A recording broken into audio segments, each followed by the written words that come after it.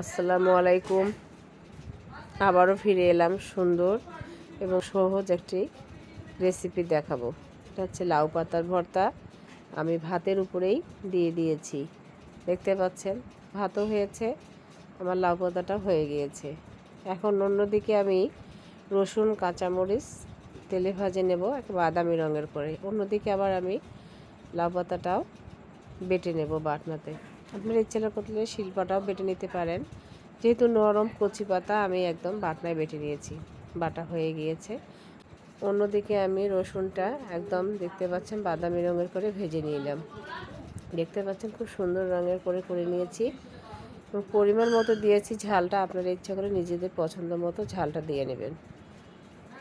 যদি ভিডিওটা আপনাদের ভালো লেগে থাকে অবশ্যই লাইক কমেন্ট করবেন, সাবস্ক্রাইব করে পাশে থাকার চেষ্টা করবেন।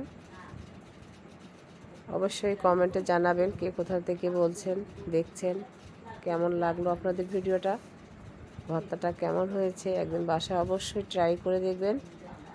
দেখেন আমি লবণ দিয়েছি পরিমাণ মতো। এখন সরিষার তেল দেব একটু বেশি। আমি এখানে ভাজা পেঁয়াজ ব্যবহার করব, আপনারা ইচ্ছা করলে কাঁচা পেঁয়াজটাও ব্যবহার করতে পারেন। গরম গরম ভাতের সঙ্গে অসাধারণ খেতে লাগবে। দেখতে পাচ্ছেন মরিচগুলো আমার মেয়ে দিয়েছে, বলে সবসময় তুমি ফেলে দাও, তাই আমি এটা আজকে দাঁড়িয়ে দেব। দেখে অবাক লাগলো। যাই হোক, আপনাদের যদি ঝালটা কম হয়ে থাকে নিজেরা নিজেদের ঝাল মতন করে নেবেন। আল্লাহ হাফেজ। অবশ্যই